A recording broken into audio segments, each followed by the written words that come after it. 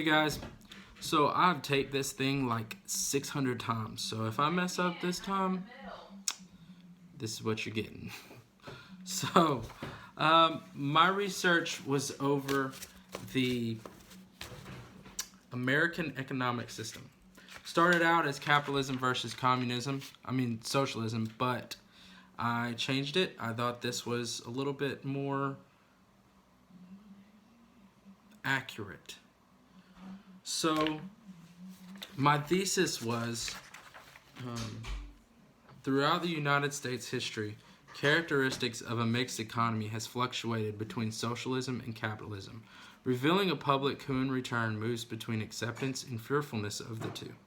Furthermore, there is a balance that must be maintained for the health and stability of a nation. So I jumped right into the paper and I started defining terms.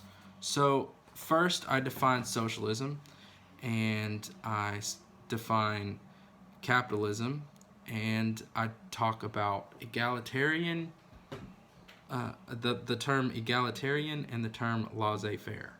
So socialism is where the government or a whole group contains and controls the goods and services and production. And then capitalism is the opposite, where everything is controlled by private ownership, and the free market kind of makes decisions. So egalitarian, which kind of goes with socialism, is the idea to try and make people, or to make things equal. So egalitarian lifestyle is often used to where they try to create a intervention to create a more equal lifestyle for everyone. And then in capitalism, the term laissez-faire, which is French, I believe, and it is kind of let things figure themselves out. That's more the capitalist philosophy. So that's a lot about pretty much about capitalism and socialism. I talk about a little bit in the paper. Karl Marx, he came up with the Communist Manifesto and influences socialism in a lot of ways. And then capitalism and its rise through the destruction of the feudal system back in the 1600s, or in the 16th century, and its rise through the merchant class, then and the industrialization that really kind of brought it about. And then I go into the economic system of America. And this is where it really starts attacking my paper and the interesting points here. Alexander Hamilton played a large part in setting up our American economic system. He created incentives to try and encourage the people to take chances and start industrialization. He kind of was a before his time in some thoughts, where a lot of people didn't really agree with trying to put a lot of legislation and incentives and stuff. He did. He wanted to encourage industrialization. The predominant opinion was that wealth was through raw materials and agriculture. And Hamilton argued that the U.S. or a country should be able to make their own finished products and their own goods. And so he thought true wealth was the finished product.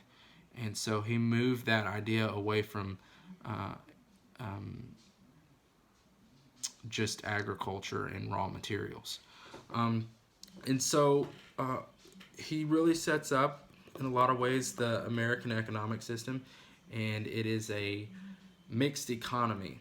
And so then, after I establish America's economic system, I start looking through some different times in America, and start looking where we see the pendulum of fearfulness and acceptance of sway towards either capitalism or socialism. And the first time that I looked at was the Gilded Age. This was right after the Civil War, and this is a really kind of interesting time period because there was some there was a lot of discrepancy in the opinions of the public. There was a lot of really, or not a lot, there was a few really, really rich people. J.P. Morgan loaned like $4 billion to the U.S., and you had your Vanderbilts, Rockefellers, those type of people. And then you had the vast majority of the population, and they did not have a lot of money.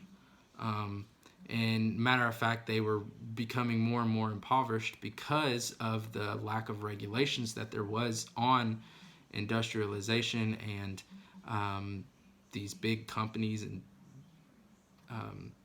people with a lot of power. So there was little labor laws. People were working a lot for a long time for little pay and bad conditions. So in this time period, you have the few but powerful who want laissez-faire. Let things work themselves out. Let's keep a more capitalist idea here. And then you had your vast majority of people, but not so powerful. And so they're wanting social reform. They're wanting to some regulations. They're wanting to really kind of get some reform done.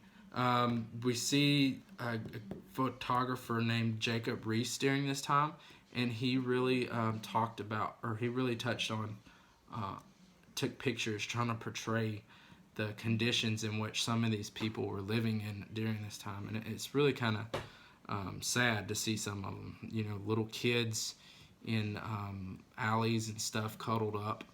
And then you have the next period I looked at was the first Red Scare. This was following World War One, and we're seeing a lot of nationalistic ideas, anti-immigrant ideas. People were patriotic, we'll say, and because of their overall effort in the war. And then one thing that really scared them and led them away from socialism and towards capitalism during this time was the Bolshevik Revolution. There was some fear in that, and that people were going to bring those ideas into the U.S., and that they did not want that. So there was a lot of fear against socialism, and a lot of people wanted a more capitalist society. So the pendulum is really kind of pushing towards capitalism at this point.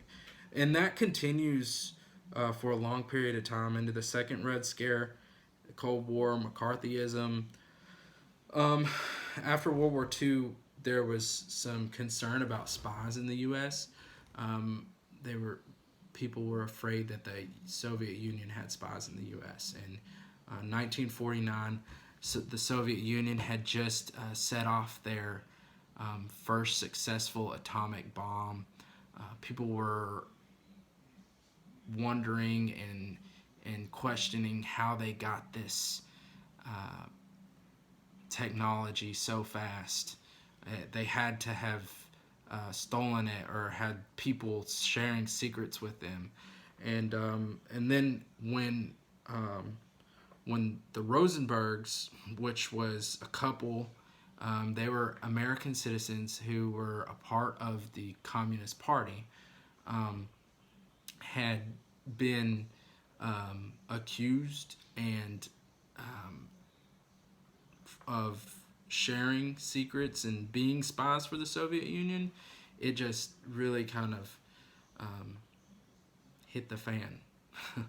And people were really, really, really scared. And there was, the trial and the execution. It was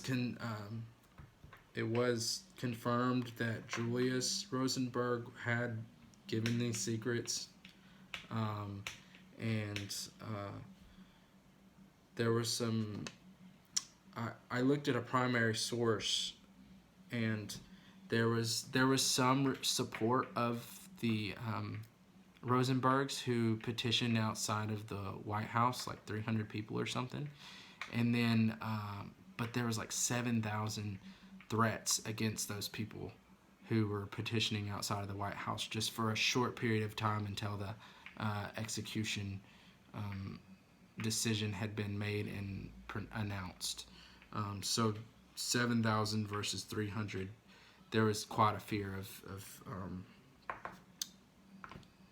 in this time against socialism and communist ideas. McCarthy, he really took advantage of these people's fear.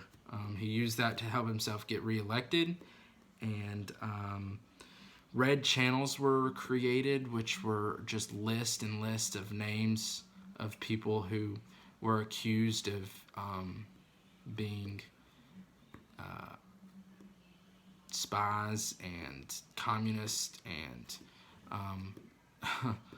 I looked up. I wanted to put some pictures here for y'all, but I couldn't get Panapto to work, so I couldn't do the PowerPoint.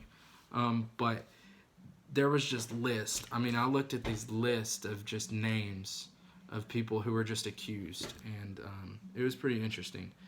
And then there was a picture of McCarthy, and he started making these claims and had nothing to back it up. He just kind of said it, and people took off with it. I mean, they took it for granted, and then and people were scared to challenge him on it because they were afraid that he would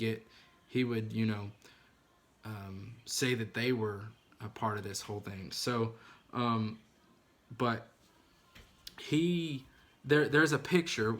What I was talking about was there's a picture, and he's like got these letters in his hand, and he's pointing out like these names of these people who he thinks are, on these should be on these lists, have Soviet ties and communist ties and stuff like that, and there's people sitting there that are like, listening to him, but they're like kind of like got their hand like that, like this dude's absurd. I mean, this is crazy. But yeah, it's kind of funny. Look those up if you are interested. And then at the end of my paper, I kind of wrap it up by comparing modern mixed economies and showing the differences and how the pendulum sways now. I think after the Cold War, it has really kind of swung back towards the middle, and we see a lot more acceptance of these socialist ideas. And then I compare some of the more socialist leaning economies to the U.S.'s economy, and it's pretty interesting. Some of these are who are considered to be very socialist leaning, the amount of freedom that they have compared to the U.S.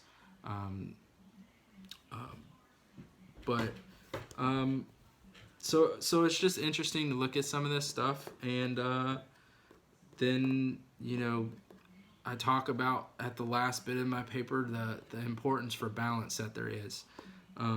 There was a need for balance because of if you don't have balance in the economy, economic system. Then you have, you know, your Rockefellers and J.P. Morgans and Vanderbilts from the Gilded Age, who are making just buku-doodles of money. And then you have your impoverished who can't really get anywhere in life because they don't really have a chance. But then on the other hand, you have places like Venezuela, where I breach on in the last bit of my paper, where Venezuela ushered in some very heavy socialist ideals and gave the government a lot of power, and now they have a dictator and have a crisis in their hands where in my paper I talk about it, and there's like 5 million that are expected to be migrated after that. So but yeah, it's really interesting. Hope y'all enjoyed my presentation, but that's about it. Have a good day. Don't catch corona, y'all.